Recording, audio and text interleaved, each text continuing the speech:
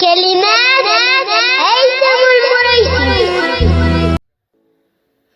طال السفر والمسافة قصيرة، طال السفر والمسافة قصيرة، وكل راكب منتظر مصيره. لا عاد بنشوف عدن ولا عاد صيره، ولا الساحل يلقى مننا نظرة.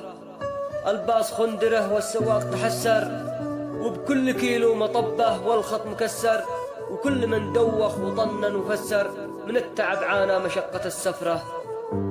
مشيته بطيئة وصجتنا حنته، وكل راكب تحمل وخفى أنته.